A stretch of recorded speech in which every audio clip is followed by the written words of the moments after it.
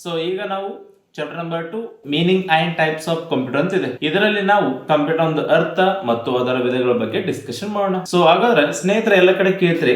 So computer ಅಂತ ಅರ್ಥ ಅಂತ ಬಂದಾಗ computer is A electron device ಅಂತ ಕರಿತೀವಿ. ಹಾಗಾದ್ರೆ ಎಲೆಕ್ಟ್ರಾನ್ ಡಿವೈಸ್ ಅಂದ್ರೆ ಏನು ನೋಡ್ತಾ ಹೋದ್ರೆ ಯಾವ ಒಂದು ಸಾಧನ ಸಾಫ್ಟ್ವೇರ್ ಮುಖಾಂತರ ಕೆಲಸ ಮಾಡುತ್ತದೆಯೋ ಅದಕ್ಕೇನು ಕರಿಬೇಕ್ರಿ? ಎಲೆಕ್ಟ್ರಾನ್ ಡಿವೈಸ್ ಅಂತ ಕರಿಬೇಕು. ಅದೇ ಇವತ್ತು ಟಿವಿ, ಫ್ಯಾನ್, ಫ್ರಿಡ್ಜ್ ಇದೆ, ಇವೆಲ್ಲ ಎಲೆಕ್ಟ್ರಿಕಲ್ ಡಿವೈಸ್. ಅದೇ ಕಂಪ್ಯೂಟರ್ ಬಂದಾಗ ಇವತ್ತು ಕಂಪ್ಯೂಟರ್, ಮೊಬೈಲ್, ಲ್ಯಾಪ್ಟಾಪ್ ಅಂತ ಇದಾವ್ರಿ. ಇವೆಲ್ಲ ಏನಪ್ಪ ಸಾಫ್ಟ್ವೇರ್ ಮುಖಾಂತರ ಕೆಲಸ ಮಾಡ್ತವೆ. ಯಾವ ಒಂದು ವಸ್ತು ಸಾಫ್ಟ್ವೇರ್ ಮುಖಾಂತರ ಕೆಲಸ ಮಾಡುತ್ತದೆಯೋ ಅದಕ್ಕೆ ಎಲೆಕ್ಟ್ರಾನಿಕ್ ಅಂತ ಕರಿತೀವಿ. ಯಾವ ಒಂದು ಸಾಧನ ಕರೆಂಟ್ ಕೆಲಸ ಮಾಡ್ತದೆ ಅದಕ್ಕೆ ಎಲೆಕ್ಟ್ರಿಕಲ್ ಅಂತ ಕರಿತೀವಿ. ಸೊ ಈ ಒಂದು ಡಿಫ್ರೆನ್ಸ್ ನಿಮ್ಗೆ ಗೊತ್ತಿರ್ಬೇಕು. ಯಾಕಪ್ಪ ಅಂದ್ರೆ ಇವತ್ತು ಎಕ್ಸಾಮ್ ಅಲ್ಲಿ ಇದ್ರ ಮೇಲೆ ಒಂದು ಕ್ವಶನ್ ಕೇಳಿನ. ಏನ್ ಕ್ವಶನ್ ಕೇಳಿ ಅಂತ ನೋಡ್ತಾ ಹೋದ್ರೆ, so which of the following is not on electron device ಅಂತ ಬಂದ ಅಂದ್ರೆ ಇವುಗಳಲ್ಲಿ ಯಾವುದು ಎಲೆಕ್ಟ್ರಾನಿಕ್ ಸಾಧನ ಅಲ್ಲ ಅಂತ ಅರ್ಥ.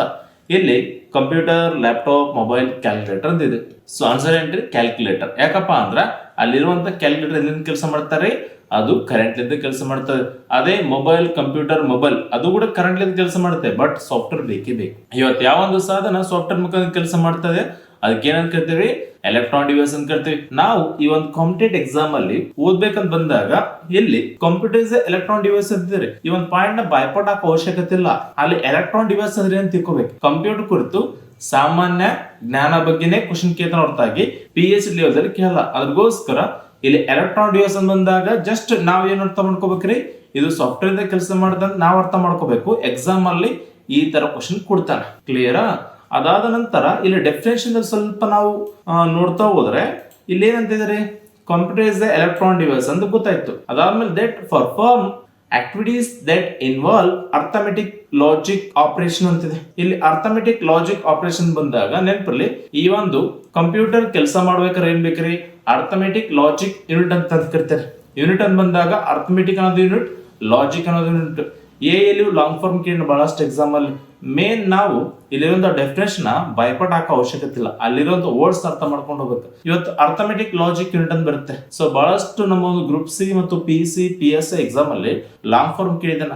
ಅದೇ ತರನಾಗಿ KPTCL ಮತ್ತು ಗ್ರೂಪ್ ಸಿ ಎಕ್ಸಾಮ್ ಅಲ್ಲಿ ಅರ್ಥಮೆಟಿಕ್ ಯೂನಿಟ್ ಅಂದ್ರೆ ಏನು ಕೇಳ. ಇಲ್ಲಿ ಅರ್ಥಮೆಟಿಕ್ ಅಂತ ಬಂದಾಗ ಸಿಂಪಲ್ ಆಗಿ ಇವತ್ತು ಡಾಟಾನ ಸ್ಟೋರ್ ಮಾಡುತ್ತೆ. ಲಾಜಿಕ್ ಅಂದಾಗ ನೀವು ಕೊಟ್ಟಂತ data right or wrong check ಮಾಡುತ್ತೆ. ಅದು ಹೇಗಪ್ಪ ಅಂತ ಬಂದಾಗ ಸಿಂಪಲ್ ಆಗಿ ಇವತ್ತು ನಿಮ್ಮ ಹತ್ರ ಮೊಬೈಲ್ ಇದೆ. ಆ ಮೊಬೈಲ್ ಅಲ್ಲಿ ಏನಪ್ಪ ಪಾಸ್ವರ್ಡ್ ಇಟ್ಟಿರ್ತೀರಿ. ನೆಕ್ಸ್ಟ್ ಟೈಮ್ ಆ ಪಾಸ್ವರ್ಡ್ ನ ಎಂಟ್ರಿ ಮಾಡ್ತೀವಿ. ಅಲ್ಲಿ ಟೈಪ್ ಮಾಡಿದ್ರು ಲಾಕ್ ಮಾಡಿರ್ತೀರಿ. ಓಪನ್ ಮಾಡಿದಾಗ ಏನ್ ಮಾಡ್ತೀರಿ? ಪಾಸ್ವರ್ಡ್ ನ ಎಂಟ್ರಿ ಮಾಡ್ತೀರಿ. ಅವಾಗ ನೀವು ಪಾಸ್ವರ್ಡ್ ಕರೆಕ್ಟ್ ಆಗಿ ಕೊಟ್ಟರೆ ಓಪನ್ ಆಗುತ್ತೆ, ಇಲ್ಲಾಂದ್ರೆ ಓಪನ್ ಆಗಲ್ಲ. ಅಲ್ಲಿ ಎಂಟ್ರಿ ಮಾಡೋ ಟೈಮಲ್ಲಿ ಒಂದೊಂದು ಡಾಟಾ ಸ್ಟೋರ್ ಆಗುತ್ತೆ. ಅಲ್ಲಿ ಪಿನ್ ಕೋಡ್ ಆಗಿರ್ಲಿ, ಪಾಸ್ವರ್ಡ್ ಆಗಿರ್ಲಿ, ಇಲ್ಲ ಒಂದು ಅಕ್ಷರ ಕೊಟ್ಟಿರ್ತೀರಿ. ಅಲ್ಲಿ ಒಂದೊಂದು ಅಕ್ಷರ ಟೈಪ್ ಆಗುತ್ತೆ. ಸೊ ಟೈಪ್ ಆದ ಅಕ್ಷರ ರೈಟ್ ಆರ್ ರಾಂಗ್ ಚೆಕ್ ಮಾಡಿದೇನ್ರಿ? ಲಾಜಿಕ್. ಅದೇಗಪ್ಪ ಅಂತ ಬಂದಾಗ ಇವಾಗ ನನ್ನ ಭಾಷೆ ನಿಮ್ಗೆಲ್ಲ ಅರ್ಥ ಆಗ್ತದೆ. ಹೇಗೆ ಅರ್ಥ ಆಗುತ್ತೆ ರೀ? ನಿಮಗೆ ಕನ್ನಡ ಭಾಷೆ ಸಂಬಂಧಪಟ್ಟಂತಹ ಎಲ್ಲ ವರ್ಡ್ ಸ್ಟೋರ್ ಇದಾವೆ. ಅದೇ ಇವಾಗ ನಾನು ತಿನ್ನವ ಅಂತ ಕೇಳ್ತೀನಿ, ಇದನ್ನ ತೆಲುಗು ವರ್ಡ್. ಈ ವರ್ಡ್ ನಿಮ್ಮ ಒಂದು ಮೈಂಡಲ್ಲಿ ಸ್ಟೋರ್ ಇದ್ರೆ ಅವ ಮಾತ್ರ ಅರ್ಥ ಆಗುತ್ತೆ. ಅದೇ ನಿಮ್ಮ ಮೈಂಡಲ್ಲಿ ತಿನ್ನವ ಅನ್ನೋ ವರ್ಡ್ ಸ್ಟೋರ್ ಇಲ್ಲ ಅಂತ ಕರಿ ನೋ ರಿಸಲ್ಟ್ ಫೌಂಡ್ ಅಂತ ಹೇಳ್ತೆ. ಯಾರ್ರಿ? ನಿಮ್ಮ ಒಂದು ಬ್ರೈನ್. ಯಾಕಪ್ಪ ಅಂದ್ರೆ ಇವತ್ತು ನೀವು ಈ ಒಂದು ಸೊಸೈಟಿಯಲ್ಲಿ ಕನ್ನಡ ಭಾಷೆ ಸಂಬಂಧಪಟ್ಟ ಎಲ್ಲ ವರ್ಡ್ ಸ್ಟೋರ್ ಮಾಡ್ಕೊಂಡ್ರಿ. ಆಗ ನನ್ನ ಎಲ್ಲ ಕ್ಲಾಸ್ ಕೇಳ್ತಾ ಇದ್ರೆ ಅದೇ ನಾನು ತೆಲುಗು ಮಾತಾಡಿದ್ರೆ ನನ್ನ ತೆಲುಗು ಬಗ್ಗೆ ನನ್ನ ಒಂದು ಬ್ರೈನ್ ಅಲ್ಲಿ ವರ್ಡ್ಸ್ ಎಲ್ಲ ಸ್ಟೋರ್ ಇದಾವೆ. ಅವಾಗ ನಾ ಏನಪ್ಪ ತೆಲುಗಲ್ಲಿ ಮಾತಾಡ್ತೆ. ಅದೇ ತರ ನೀವು ಹಿಂದಿ, ಇಂಗ್ಲಿಷ್ ಮಾತಾಡ್ಬೇಕಾದ್ರೆ ನಿಮ್ಮ ಒಂದು ಮೈಂಡ್ ಅಲ್ಲಿ ಡಾಟಾ ಸ್ಟೋರ್ ಇರ್ಬೇಕು. ಅವಾಗ ಮಾತ್ರ ಮಾತಾಡಕ್ ಸಾಧ್ಯ. ಇವಾಗ ನಿಮ್ಮ ಬ್ರೈನ್ ಅಲ್ಲಿ ವರ್ಡ್ ಸ್ಟೋರ್ ಇದಾವೆ. ಇವಾಗ ನಾನೊಂದು ವರ್ಡ್ ಹೇಳ್ತೀನಿ, ಆ ವರ್ಡ್ ಹಿಂದಿರೋ ವರ್ಡ್ ಈ ವರ್ಡ್ ಎರಡು ಮ್ಯಾಚ್ ಆದಾಗ ಮಾತ್ರ ಅದಕ್ಕೆ ರಿಸಲ್ಟ್ ಬರುತ್ತೆ. ಅದೇ ತರ ನಿಮ್ಮ ಮೊಬೈಲ್ ಬಂದಾಗ ಫಸ್ಟ್ ಅಡ್ವಾನ್ಸ್ ಆಗಿ ಡಾಟಾನ ಸ್ಟೋರ್ ಮಾಡ್ತಾರೆ, ಆಮೇಲೆ ಇನ್ನೊಂದು ಟೈಮ್ ರಿಕಾಲ್ ಮಾಡ್ತಾರೆ. ಅವಾಗ ಆ ಡಾಟಾ ರೈಟ್ ಇದ್ರೆ ಓಪನ್ ಆಗುತ್ತೆ, ಇಲ್ಲಿ ಓಪನ್ ಆಗಲ್ಲ. ನಿಮ್ಮ ಮೊಬೈಲ್ ಪಾಸ್ವರ್ಡ್ ತಗೊಳ್ರಿ. ಪಾಸ್ವರ್ಡ್ ಕೊಟ್ಟಾಗ ಫಸ್ಟ್ ಡಾಟಾ ಸ್ಟೋರ್ ಮಾಡಿರ್ತೀರಿ, ಅಲ್ಲಿ ಇನ್ನೊಂದು ಟೈಮ್ ಏನು ಮಾಡ್ತಾರೆ? ಎಂಟ್ರಿ ಮಾಡ್ತೀರಿ. ಅವಾಗ ಆ ಒಂದು ಡೇಟಾ, ಸೊ ಹಿಂದಿರೋ ಡಾಟಾ ಇವಾಗಿರೋ ಡೇಟಾ ಕರೆಕ್ಟ್ ಇದ್ರೆ ಓಪನ್ ಮಾಡುತ್ತೆ, ಇಲ್ಲ ಓಪನ್. ಅದೇ ತರ ಕಂಪ್ಯೂಟರ್ ಅಷ್ಟೇ. ಕಂಪ್ಯೂಟರ್ ಅಲ್ಲಿ ಫಸ್ಟ್ ಡಾಟಾನ ಸ್ಟೋರ್ ಮಾಡಿರ್ತಾರೆ. ಅದಾದ ನಂತರ ಏನಪ್ಪಾ ಅಂದ್ರೆ ಇನ್ನೊಂದು ಟೈಮ್ ಏನಪ್ಪ ಡಾಟಾನ ಎಂಟ್ರಿ ಮಾಡ್ತಾರೆ. ಅದು ರೈಟ್ ಇದ್ರೆ ಓಪನ್ ಆಗುತ್ತೆ, ಇಲ್ಲ ಓಪನ್ ಆಗಲ್ಲ. ನಿಮ್ಗೆ ಇನ್ನ CPU ಅಂತ ಬಂದಾಗ ಇದಕ್ಕಿಂತ ಇನ್ನ ಡೀಟೇಲ್ ಆಗಿ ಹೇಳ್ತೀನಿ, ಓಕೆನಾ? ಸೊ ಇವಾಗ ಏನಪ್ಪಾ ಇಲ್ಲಿ ಅರ್ಥಮೆಟಿಕ್ ಲಾಜಿಕ್ ಯೂನಿಟ್ ಬಂದಾಗ ಅರ್ಥಮೆಟಿಕ್ ಅಂದ್ರೆ ಏನ್ರಿ? ಡಾಟಾನ ಸ್ಟೋರ್ ಮಾಡುತ್ತೆ. ಲಾಜಿಕ್ ಅಂದ್ರೆ ಏನ್ರಿ? ಆ ಡಾಟಾ ರೈಟ್ ಅವ್ರ ಹಂಗು ಚೆಕ್ ಮಾಡುತ್ತೆ. ಇದೇ ಅರ್ಥಮೆಟಿಕ್ ಲಾಜಿಕ್ ಯೂನಿಟ್. ಇವತ್ತು ಈ ಒಂದು ವರ್ಡ್ ಬಗ್ಗೆನೆ ಕ್ವಶನ್ ಕೇಳಿನ. ಏನ್ ಕೇಳ್ರಿ? ಅರ್ಥಮೆಟಿಕ್ ಈಸ್ ಎ ಅಂತ ಕೇಳ್ತ. ಎಲ್ಲಿ? KPTCL ಮತ್ತು group C. Arithmetic is A ಅಂತ ಕೇಳ್ತ. ಅಲ್ಲಿ ಆಡಿಂಗ್ ದ ಇನ್ಫಾರ್ಮೇಶನ್ ಆನ್ಸರ್ ಇತ್ತು. ಆಡಿಂಗ್ ಅಂದ್ರೆ ಏನ್ರಿ? ಡಾಟಾ ಸ್ಟೋರ್ ಆಗೋದು. ಇವತ್ತು ನೀವು ಯಾಡು, ಸ್ಟೋರು, ಶೇಖರಣೆ, ಸಂಗ್ರಹಣೆ ಈ ತರ ವರ್ಡ್ ಕೇಳ್ತಿರ್ತಾನೆ. ಸ್ವಲ್ಪ ಚೇಂಜಸ್ ಮಾಡ್ತಿರ್ತಾನ. ಈ ತರ ವರ್ಡ್ ನಿಮ್ಗೆ ಗೊತ್ತಿರ್ಬೇಕು. ಸೊ ಹಾಗಾಗಿ ಅರ್ಥಮೆಟಿಕ್ ಲಾಜಿಕ್ ಯುನಿಟ್ ಬಂದಾಗ ಅರ್ಥಮೆಟಿಕ್ ಅಂದ್ರೆ ಏನ್ರಿ, ಡಾಟಾನ ಸ್ಟೋರ್ ಮಾಡುತ್ತೆ. It store the data, it adding the data. ಕ್ಲಿಯರಾ?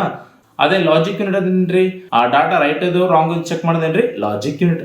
ಸೊ ಇವತ್ತು ಈ ಒಂದು ಲಾಜಿಕ್ ಯೂನಿಟ್ ಬಂದಾಗ to check the information is true or false ಅಂತ ಹೇಳ್ತಾರೆ. ಇದು ಇಂಗ್ಲಿಷ್ ಅಲ್ಲಿ. ಕ್ಲಿಯರಾ? ಅರ್ಥಮೆಟಿಕ್ ಲಾಜಿಕ್ ಯೂನಿಟ್ ಅಂತ ಗೊತ್ತಾಯ್ತು. ಈ ಒಂದು ಕಂಪ್ಯೂಟರ್ ಎಂಬ ಪದವು ಲ್ಯಾಟಿನ್ ಭಾಷೆಯಿಂದ ಬಂದಿದೆ.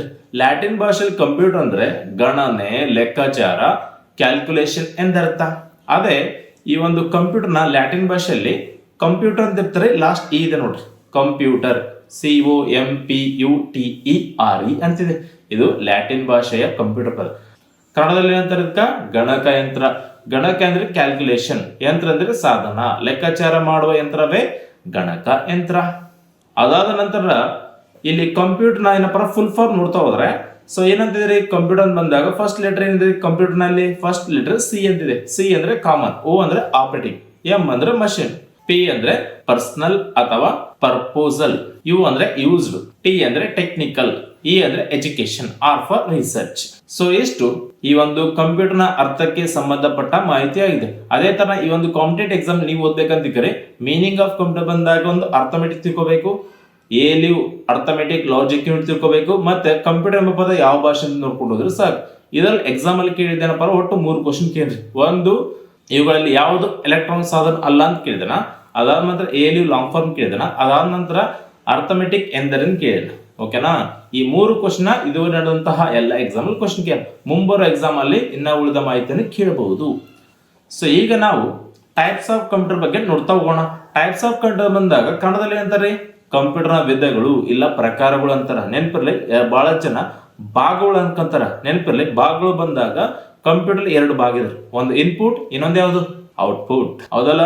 ಅದೇ ತರ ಕಂಪ್ಯೂಟರ್ ಏನಪ್ಪಾರ ಎಷ್ಟು ಭಾಗ ಇದಾವ್ರಿ? 2 ಭಾಗ ಇದಾವ. ಅದೇ ಟೈಪ್ಸ್ ಎಷ್ಟು ಇದಾವಪ್ಪಾರ? 3 ಇದಾವ. ಯಾವ್ಯಾವ ಪಾರ? ಆನಲಾಗು, ಡಿಜಿಟಲ್, ಹೈಬ್ರಿಡ್ ಅಂತ ಬರ್ತಾವ. ಸೊ ಇಲ್ಲಿ ಮೇನು ಕಂಪ್ಯೂಟರ್ನ ವಿಧಗಳು ಅಂತ ಬಂದಾಗ 3 ಇದಾವ, ಆನಲಾಗು, ಡಿಜಿಟಲ್, ಹೈಬ್ರಿಡ್. ಹಾಗಾದ್ರೆ ಈ ಒಂದು ಸ್ಪರ್ಧಾತ್ಮಕ ಪರೀಕ್ಷೆಯಲ್ಲಿ ಕ್ವಶನ್ ಆಗಿದೆ, ಕಂಪ್ಯೂಟರ್ ಎಷ್ಟು ವಿಧಗಳಿವೆ? ಎಷ್ಟಿದಾವ್ರಿ? 3. ಕಂಪ್ಯೂಟರ್ ಎಷ್ಟು ಭಾಗ ಇದಾವೆ? ಎಷ್ಟಿದೆ? 2. ಈ ತರ ಕ್ವಶನ್ ಆಗಿದೆ. ಸಿಂಗಲ್ ಲೈನ್ ಕ್ವಶನ್ ಕೇಳ್ತಾನ. ನಮ್ಮ ಒಂದು ಕಾಂಪಿಟೇಟಿವ್ ಎಕ್ಸಾಮ್ ಅಲ್ಲಿ ಇದೇ ತರ ಕ್ವಶನ್ ಕೇಳ್ತಾನ. ಮುಂಬರುವ ಎಕ್ಸಾಮ್ ಅಲ್ಲಿ ಮತ್ತೆ ಕೇಳ್ತಾನ. ಇವುಗಳಲ್ಲಿ ಯಾವುದು ಕಂಪ್ಯೂಟರ್ನ ವಿಧ ಅಲ್ಲ? Analog, digital, hybrid, calculator. ಯಾವ್ದ್ರಿ? ಕ್ಯಾಲ್ಕುಲೇಟರ್. ಮತ್ತೆ ಇನ್ನೊಂದರ ಕ್ವಶನ್ ಕೇಳ್ತಾನ, ಇವುಗಳಲ್ಲಿ ಯಾವುದು ಕಂಪ್ಯೂಟರ್ನ ವಿಧ ಆಗಿದೆ? Analog, calculator, washing machine, plotter.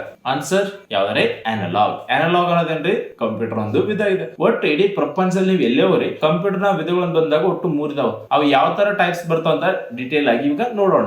ಇದರಲ್ಲಿ ಫಸ್ಟ್ ಆಫ್ ಆಲ್ ನಾವು ನೋಡೋಣ ಅನಲಾಗ್ ಕಂಪ್ಯೂಟರ್ ಬರುತ್ತೆ. ಅನಲಾಗ್ ಕಂಪ್ಯೂಟರ್ ಬಂದಾಗ ನೆನಪಿರ್ಲಿ, ಈ ಒಂದು ಕಂಪ್ಯೂಟರ್ ಯಾವುದೇ ಕಾರಣಕ್ಕೂ ಚಿತ್ರಗಳು ಕಾಣಿಸುವುದಿಲ್ಲ. ಅದೇಗಪ್ಪ ಅಂತ ಬಂದಾಗ ಇವತ್ತು ಬೈಕ್ ಇರುತ್ತೆ, ಆ ಬೈಕಲ್ಲಿ ಒಂದು ಸ್ಪೀಡೋಮೀಟರ್ ಇರುತ್ತೆ. ಅದೇ ತರನಾಗಿ ಇವತ್ತು ಹೊಸದಾಗಿ ಬೈಕ್ ಬಂದವ್ರಿ, ಅಲ್ಲಿ ನಂಬರ್ ಇರುವಂತ ಡಿಜಿಟಲ್ ಬೋರ್ಡ್ ಇರುತ್ತೆ. ಹೌದಲ್ರಿ?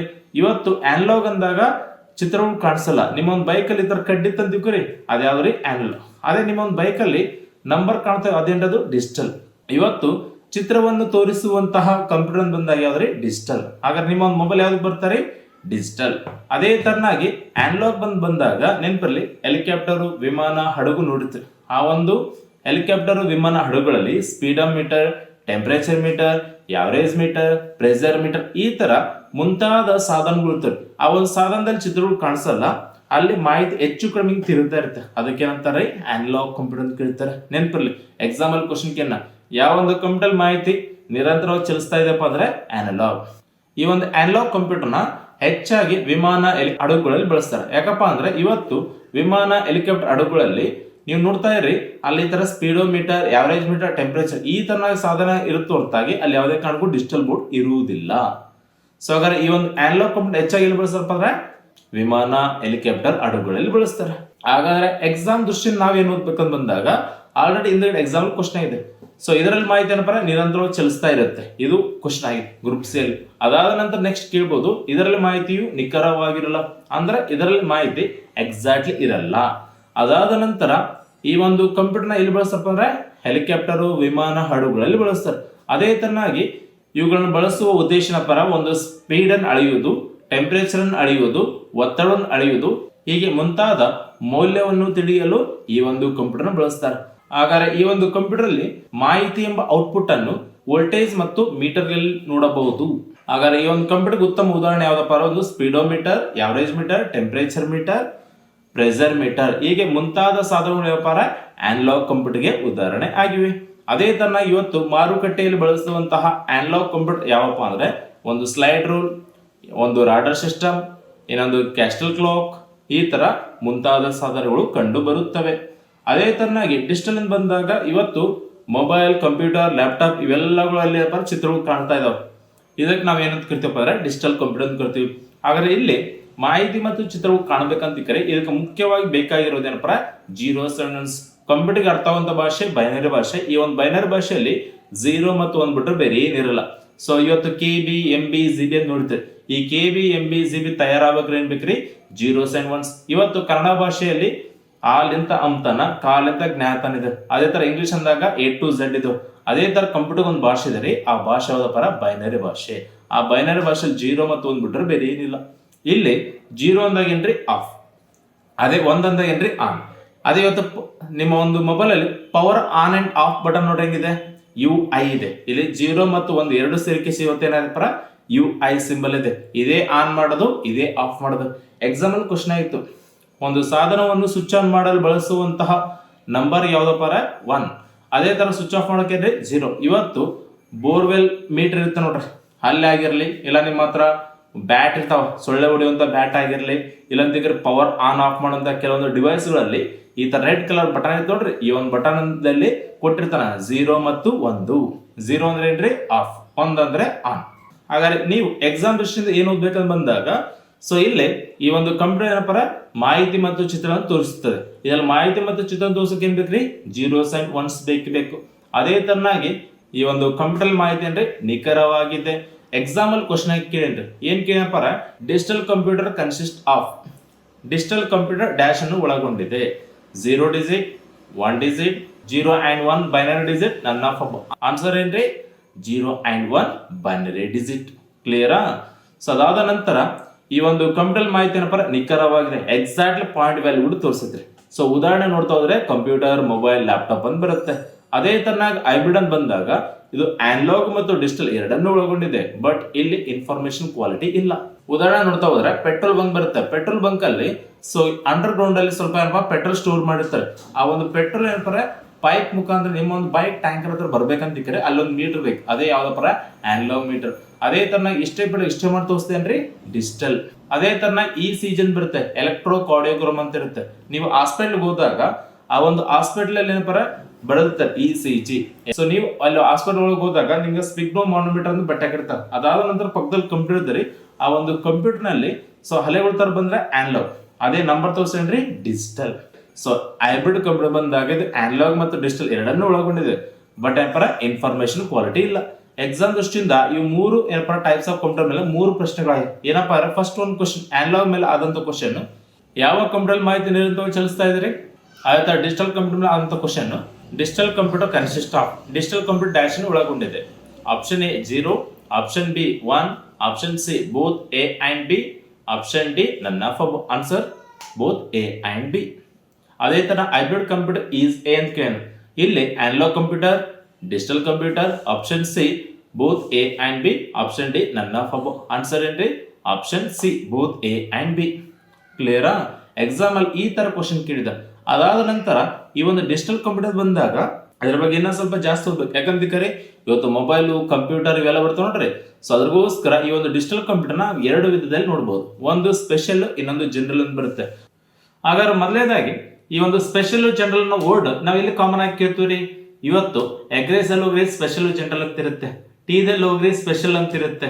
ಅದೇ ತರ ಹಾಸ್ಪಿಟಲ್ ಹೋಗ್ರಿ ಸ್ಪೆಷಲ್ ಜನರಲ್ ಅಂತಿದೆ.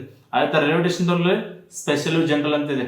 ಅದೇ ತರನಾಗಿ ಇವತ್ತು ಬಹಳಷ್ಟು ಕ್ಷೇತ್ರದಲ್ಲಿ ಸ್ಪೆಷಲ್ ಜನರಲ್ ಅಂತಿದೆ, ಹೌದಲ್ರಿ? ಅದೇ ತರನಾಗಿ ನಮ್ಮಲ್ಲಿ ಕೂಡ ಸ್ಪೆಷಲ್ ಜನರಲ್ ಬಂದಾಗ ಇಲ್ಲಿ ಸ್ಪೆಷಲ್ ಅಂದಾಗ ಒಂದು ದೇಶದಲ್ಲಿ ಸರ್ಕಾರ ಮಾತ್ರ ಬಳಸುವಂತ ಕಂಪ್ನಿ ಏನಂತಾರೆ ಸ್ಪೆಷಲ್. ಇವತ್ತು ರಾಕೆಟ್ ಟೆಕ್ನಾಲಜಿ ಇದೆ ರೀ ನಮ್ಮ ದೇಶದಲ್ಲಿ. ಇವತ್ತು ಇಸ್ರೋ ತಯಾರಿಸುವಂತಹ ರಾಕೆಟ್ ಟೆಕ್ನಾಲಜಿ ಕಂಡ್ಕೊಂಡವ್ರು ಬಳಸಂಗಿಲ್ಲ, ಹೌದಲ್ರಿ? ಅದೇ ತರನಾಗಿ ರಾಯಚೂರಲ್ಲಿ ಅಟ್ಟಿ ಚಿನ್ನಗಣಿ ಇದೆ ರೀ, ಅಲ್ಲಿರುವಂತ ಅಟ್ಟಿ ಚಿನ್ನಗಣಿ ಟೆಕ್ನಾಲಜಿನ ಕಂಡ್ಕೊಂಡವ್ರು ಬಳಸಂಗಿಲ್ಲ. ಅದೇ ತರನಾಗಿ RBI ಬ್ಯಾಂಕ್ ಅಲ್ಲಿ ಕಂಡ್ಕೊಂಡವ್ರಿಗೆ ಎಂಟ್ರಿ ಇಲ್ಲ. ಅದೇ SBI ದಲ್ಲಿ ಅವ್ರಿಗೆ ಕಂಡ್ಕೊಂಡ್ರೆ ಹೋಗ್ಬೋದು, SBI ದಲ್ಲಿ ದುಡ್ಡು ಹಾಕ್ಬೋದು, ಅದೇ RBI ದಲ್ಲಿ ದುಡ್ಡು ಹಾಕಿ ಬರ್ತಾರೆ. ಸೊ ಅದ್ರಗೋಸ್ಕರ ಇವತ್ತು ಒಂದು ದೇಶದಲ್ಲಿ ಸರ್ಕಾರ ಮಾತ್ರ ಬಳಸುವಂತ ಕಂಪ್ಯೂಟರ್ ಏನಂತಾರೆ ಸ್ಪೆಷಲ್, ಅದೇ ನಾವು ನೀವು ಬಳಸುವಂತ ಕಂಪ್ಯೂಟರ್ ಏನಂತಾರೆ ಜನರಲ್. ಅರ್ಧದಲ್ರಿ. ಅದೇ ತರನಾಗಿ ಎಕ್ಸಾಂಪಲ್ 2 ತಗೊಳ್ರಿ, ಡೋಲೋ 65 ತಗೊಳ್ರಿ, ಕರೋನಾ ವ್ಯಾಕ್ಸಿನ್ ತಗೊಳ್ರಿ. ಯಾವ್ದು ಸ್ಪೆಷಲ್ ಯಾವ್ದು ಜನರಲ್ ರೀ? ಡೋಲೋ 65 ಅಂತ ಬಂದಾಗ ಕಂಡಲ್ಲಿ ಸಿಗುತ್ತೆ ರೀ. ಅದೇ ಕರೋನಾ ವ್ಯಾಕ್ಸಿನ್ ಕಂಡಲ್ಲಿ ಸಿಗಲ್ಲ, ಓನ್ಲಿ ಗೌರ್ಮೆಂಟ್ ಹಾಸ್ಪಿಟಲ್. ಅದೇ ತರನಾಗಿ ಇದರಲ್ಲಿ ಒಂದು ಕ್ವಶನ್ ಆಗಿತ್ತು ರೀ, ಟ್ರಾಫಿಕ್ ಸಿಗ್ನಲ್ ಯಾವ್ದಕ್ಕೆ ಉದಾಹರಣೆ? ಯಾವ್ದಕ್ಕೆ ಉದಾಹರಣೆ ರೀ? Special general? ಅದು ಸ್ಪೆಷಲ್. ಯಾಕಂದ್ರಿ ಟ್ರಾಫಿಕ್ ಸಿಗ್ನಲ್ ನ ಕಂಡವರ ಕಂಟ್ರೋಲ್ ಮಾಡಲ್ಲ, ಗೌರ್ಮೆಂಟ್ ಕಂಟ್ರೋಲ್ ಮಾಡುತ್ತೆ, ಜನರು ಬಳಸ್ತಾರ. ಒಂದ್ ದೇಶದಲ್ಲಿ ಗೌರ್ಮೆಂಟ್ ಮಾತ್ರ ಕಂಟ್ರೋಲ್ ಮಾಡಿದ್ರೆ ಅದು ಸ್ಪೆಷಲ್, ನಾವು ನೀವು ಕಂಟ್ರೋಲ್ ಮಾಡಿದ್ರೆ ಜನರಲ್. ಇವತ್ತು ನನ್ನ ಮೊಬೈಲ್ ಇದೆ ರೀ, ಕಂಪ್ಯೂಟರ್ ಇದೆ, ಇದು ನಾ ಕಂಟ್ರೋಲ್ ಮಾಡ್ತೀನಿ, ಇದು ಜನರಲ್. ಅದೇ ಇವತ್ತು ಟ್ರಾಫಿಕ್ ಸಿಗ್ನಲ್ ಇದೆ ರೀ, ಕಂಡವ್ರು ಆಪರೇಟ್ ಮಾಡಲ್ಲ, ಓನ್ಲಿ ಗೌರ್ಮೆಂಟ್ ಆಪರೇಟ್ ಮಾಡುತ್ತೆ. ಅದೇ ತರನಾಗಿ ಸ್ಪೇಸ್ ಸೂಟ್ ಬಗ್ಗೆನೂ ಒಂದು ಕ್ವಶನ್ ಆಗಿತ್ತು. ಸ್ಪೇಸ್ ಸೂಟ್ ಯಾವುದಕ್ಕೆ ಉದಾಹರಣೆ?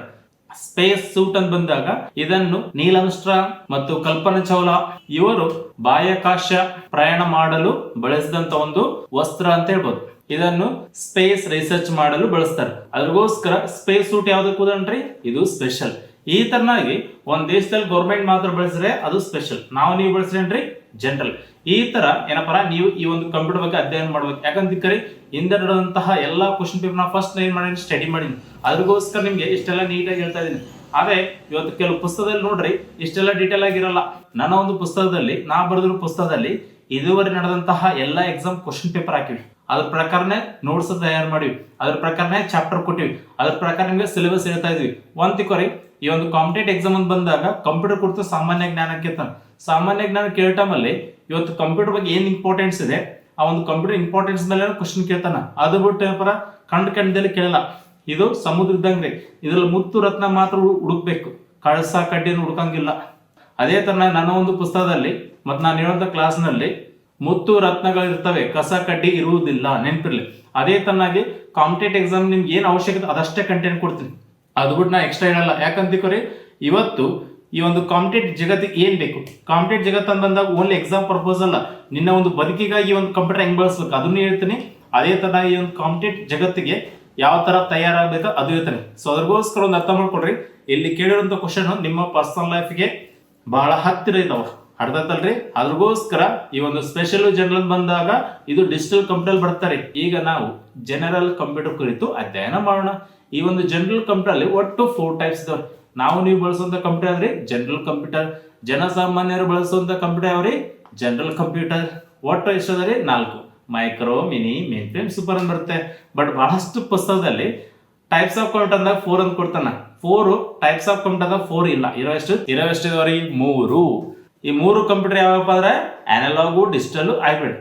ಅನಲಾಗ್ ಅಂದ್ರೆ ಚಿತ್ರ ಕಾಣಿಸಲ್ಲ, ಡಿಜಿಟಲ್ ಅಂದ್ರೆ ಚಿತ್ರ ಕಾಣಿಸುತ್ತೆ, ಹೈಬ್ರಿಡ್ ಅಂದಾಗ ಅನಲಾಗ್ ಡಿಜಿಟಲ್ 2 ಒಳಗೊಂಡೈತೆ. ಇವಾಗ ಈ ಒಂದು ಡಿಜಿಟಲ್ ದಲ್ಲಿ 2 ಟೈಪ್ಸ್ ಇದಾವೆ, ಒಂದು ಸ್ಪೆಷಲ್, ಇನ್ನೊಂದು ಜನರಲ್. ಈ ಜನರಲ್ ನಲ್ಲಿ ಮತ್ತೆ ಎಷ್ಟಾದ್ರಿ 4 ಟೈಪ್ಸ್, ಇಲ್ಲಿ ಬರ್ತಾವ 4 ಟೈಪ್ಸ್. ಸೊ ಇವಾಗ ಜನರಲ್ ಕಂಪ್ಯೂಟರ್ ಬಂದಾಗ micro, mini, mainframe, super computer ಅಂತ ಹೇಳಿ ಅವ್ ಹೇಗಿರ್ತಾವ, ಅವ್ ಹೇಗ್ ಕೆಲಸ ಮಾಡ್ತಾವ ಬಂದಾಗ, ಇವತ್ತು ನನ್ನ ಹತ್ರ 2 ಮೊಬೈಲ್ ಇದಾವೆ.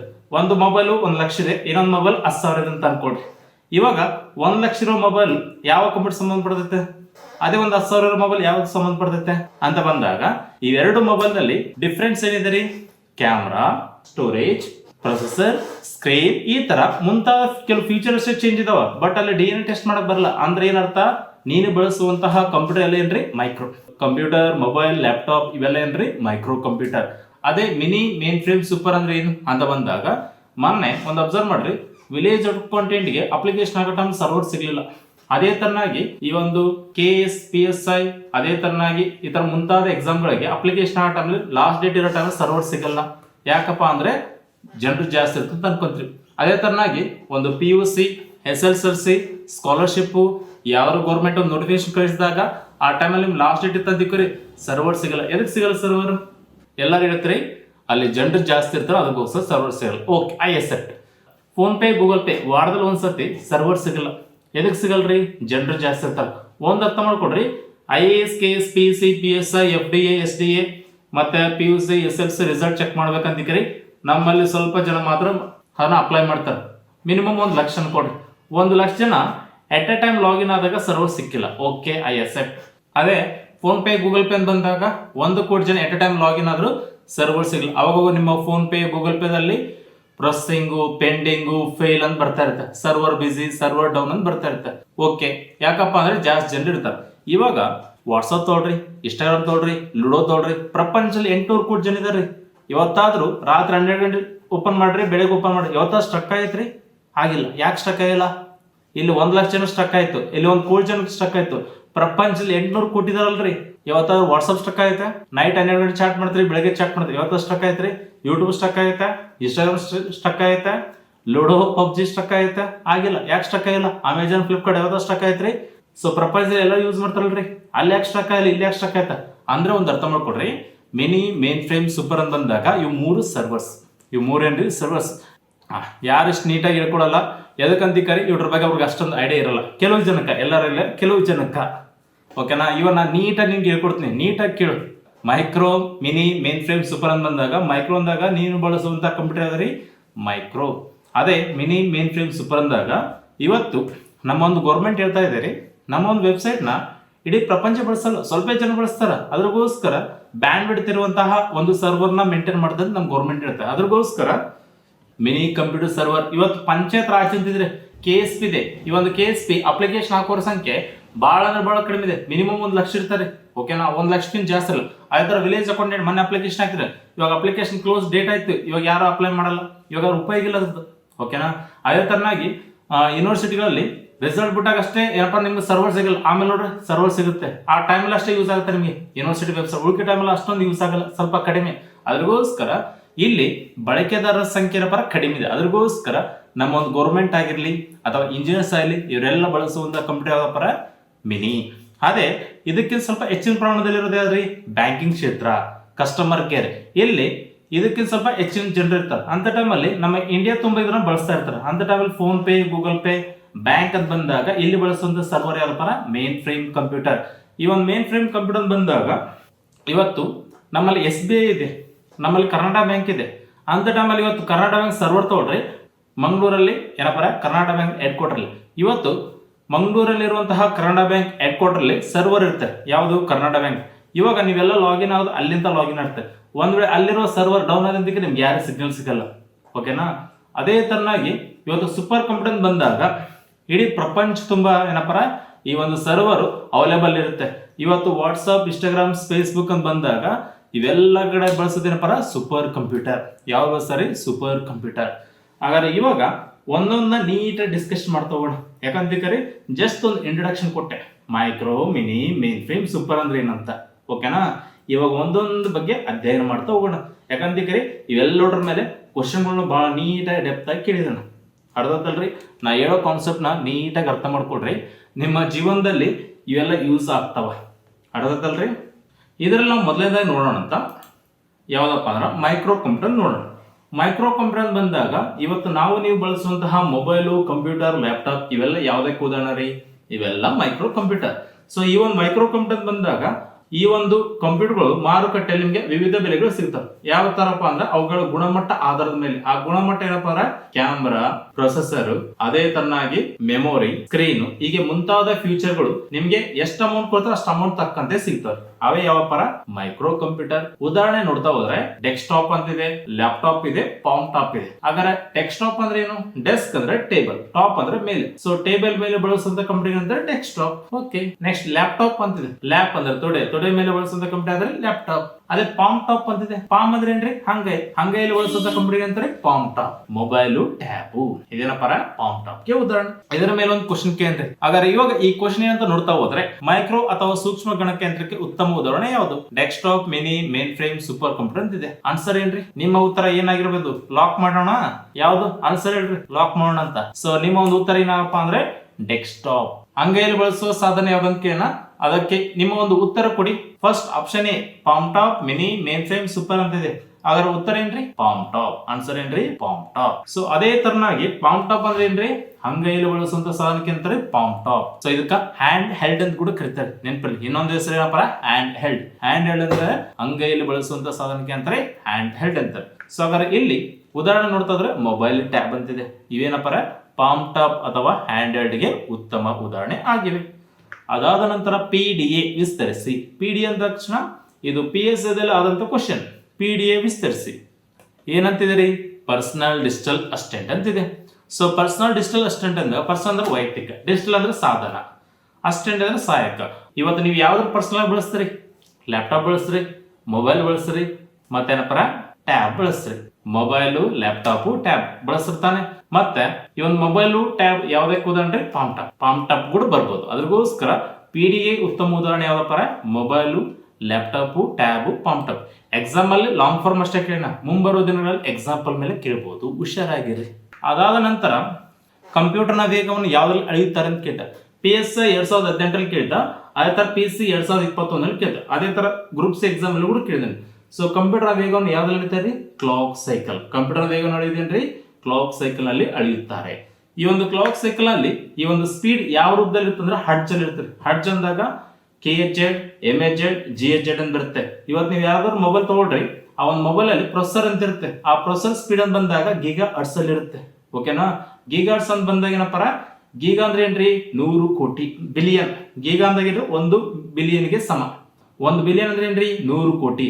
ನಿಮ್ಗೆ KB, MB, GB ಬಂದಾಗ ಬಹಳ ಇಂಟ್ರೆಸ್ಟಿಂಗ್ ಇದೆ ಟಾಪಿಕ್. ಆ ಟಾಪಿಕ್ ಅಲ್ಲಿ ನೀಟಾಗಿ ಹೇಳ್ಕೊಡ್ತೀನಿ.